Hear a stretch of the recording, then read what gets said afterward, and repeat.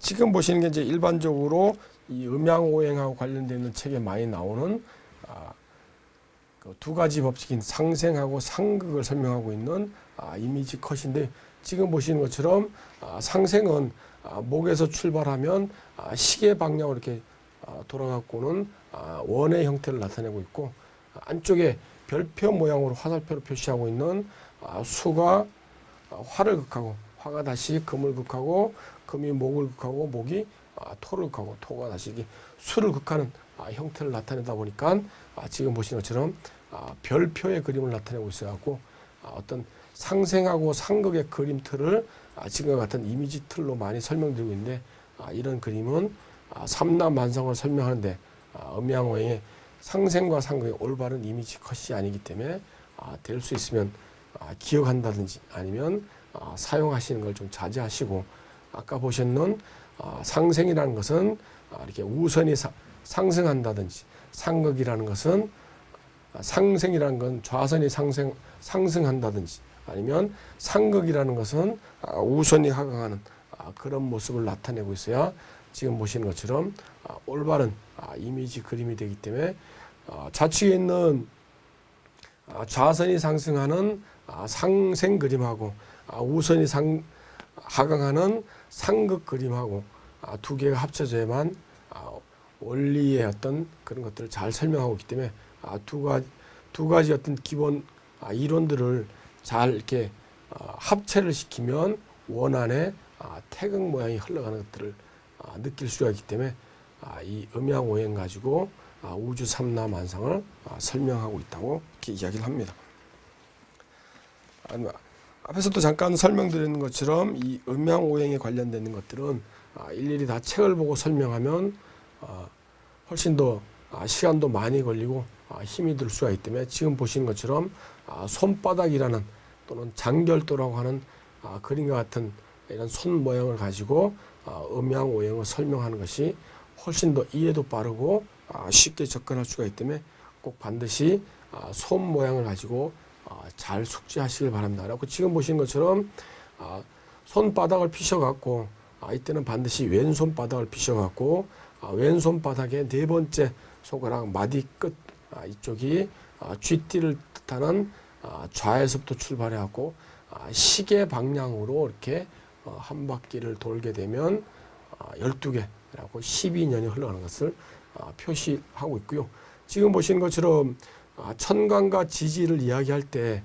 지지가 땅의 기운을 나타내고 있는 지지 12개가 지금 항상 이렇게 고정되어 있는 자리를 나타내기 때문에, 이 풍수에서도 나중에 그 방위론으로 이야기할 때 그 자리를 그대로 지키고 있기 때문에 이 장결도로 나타내고 있는 이 자리를 꼭 좀 잘 숙지를 하셔야 됩니다. 그리고 지금 보시고 있는 동쪽을 나타내고 있는 이 호랑이띠 인이라든지 묘로서 동쪽을 나타내고, 이 건너편인 서쪽으로 이렇게 신이라든지 원숭이라든지 닭띠로 서쪽을 나타낸다든지, 또는 북쪽을 나타내는 이렇게 쥐띠 자라든지 또는 해 돼지띠를 나타내고 북쪽을 나타낸다든지, 또는 반대편에 있는 사 뱀띠하고 말띠를 나타내고 이렇게 남쪽을 이렇게 나타내고 있기 때문에, 나중에는 이렇게 손바닥만 피셔도 충분히 방위 개념이라든지 또는 지금 공부하고 있는 음양오행에 결부된 것들을 충분히 이해를 할 수가 있기 때문에, 이 손바닥을 이용하셔갖고 그런 것들을 충분히 숙지할 수 있도록 이렇게 정리를 하십니다. 교재 도표로 정리되어 있는 것들을 본인의 어떤 손바닥을 이용해서 충분히 인이라든지 묘는 동쪽을 나타내고 색깔은 청이고, 그 다음에 사와 오는 남쪽을 나타내고 색깔은 붉을 적자 빨간색을 나타내고, 서쪽은 신과 유를 나타내 갖고 서쪽을 나타내고 색깔은 흰색이고, 그 다음에 해와 자는 북쪽을 나타내고 색깔은 검고, 이렇게 충분히 이해를 하시면 본인의 손바닥을 피시고도 충분히 풍수에서 이야기하고 있는 그 나름대로의 어떤 음양오행이 결부진 삼라만상을 이해하실 수가 있습니다. 그러면 잠깐 올해 2011년도에 띠를 가지고 이 천간과 지지에 된 것들을 살펴보도록 하겠습니다. 올해 같으면 신묘년에 해당되는 묘에 해당되는 게 2011년이기 때문에 2011년인 토끼해, 그러면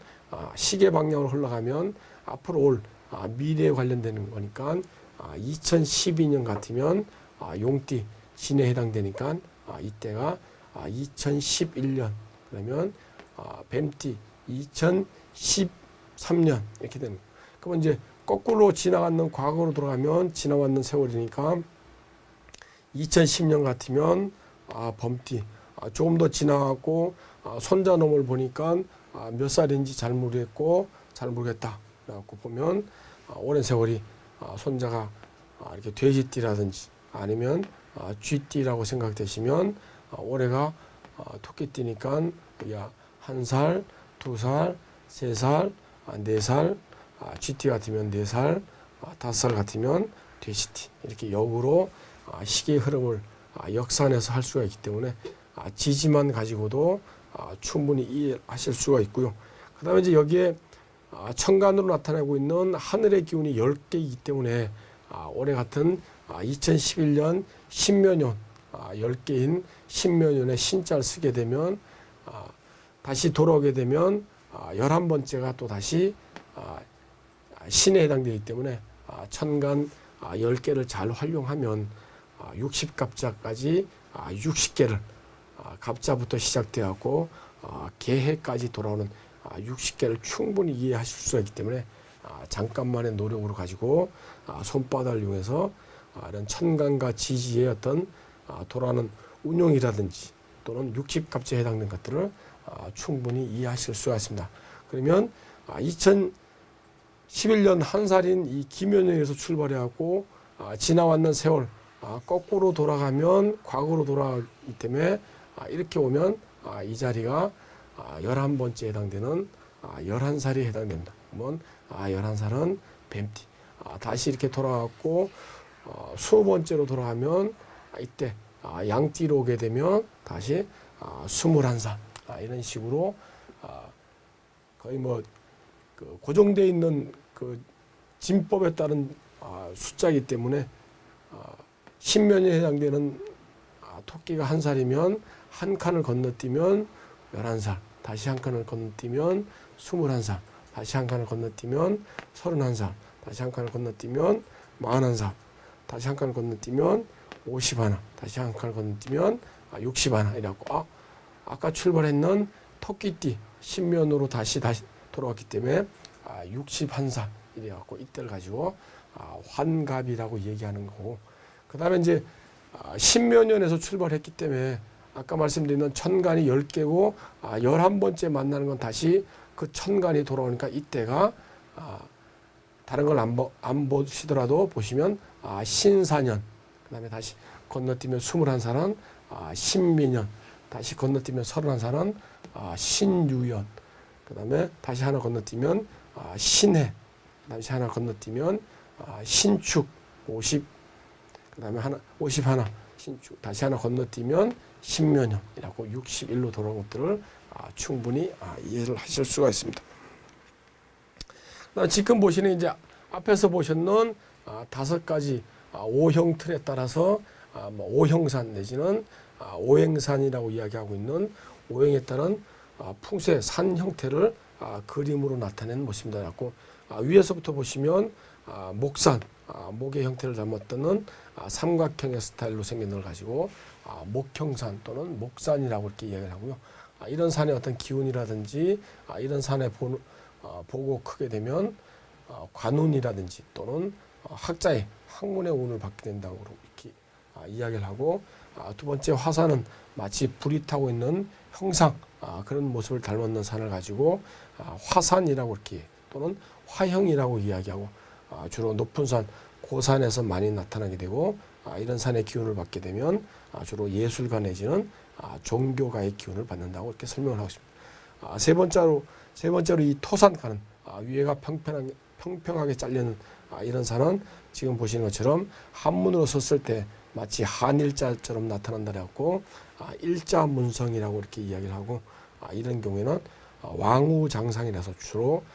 대통령이라든지 대통령 부인이 될 수 있는 그런 귀한 그런 인물이 날 수 있는 그런 산형이라고 이렇게 이해하는 토형산 또는 토산이라고 이렇게. 그다음 네 번째 산은 마치 이렇게 바가지를 엎었는 또는 종을 엎었는 그런 모습을 띠고 있는 산을 가지고 금산 또는 금형산이라고 이야기하고, 이런 산형이 나타났을 때 기운을 받는다든지 아니면 이런 산형의 기운을 보고 크게 되면 주로 부하고 관련되는 부자 내지는 부를 많이 축적하는 그런 기운을 갖게 된다고 이렇게 얘기합니다. 그다음에 마지막으로 나타나는 5가지 유형 중에 마지막 있는 이 물을 닮았다는 수형 내지는 수산은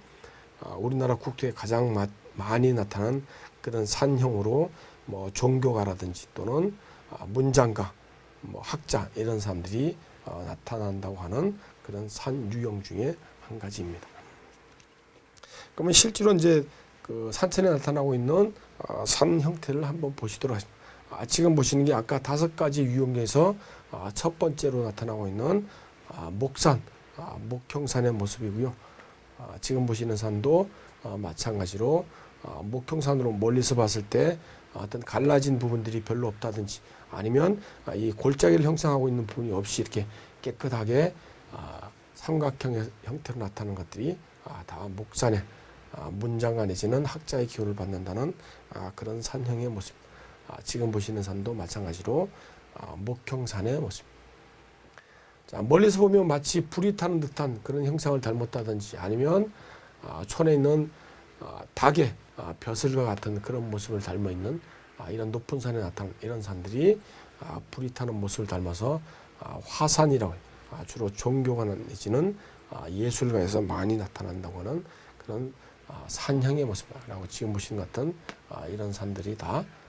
화산의 그런 모습. 지금 보신 또 아주 깨끗한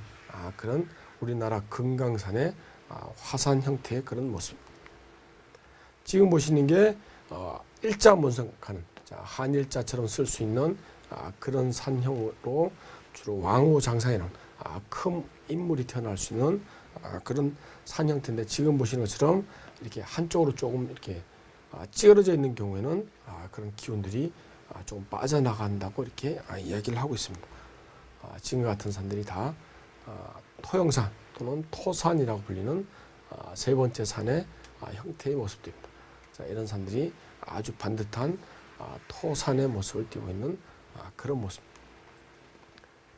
지금 보시는 산도 아주 반듯한 토산의 모습. 그럼 이제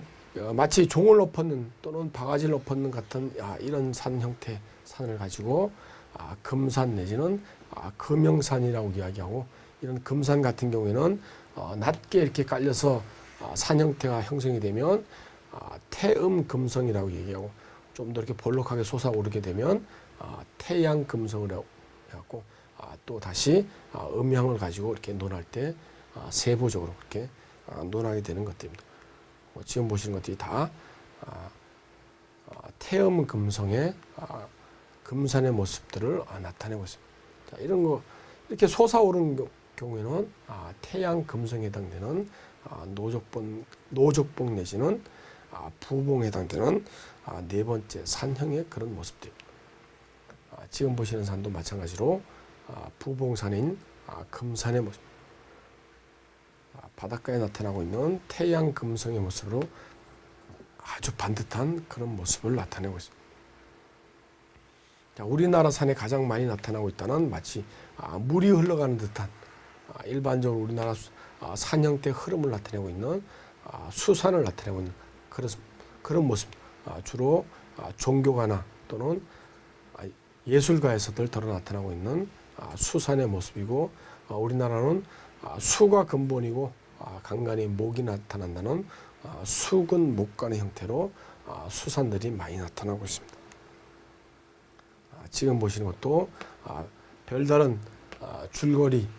내지는 가지 뻗침이 없이 아주 깨끗하게 물이 흘러가는 듯한 그런 모습을 나타내고 있는 수산의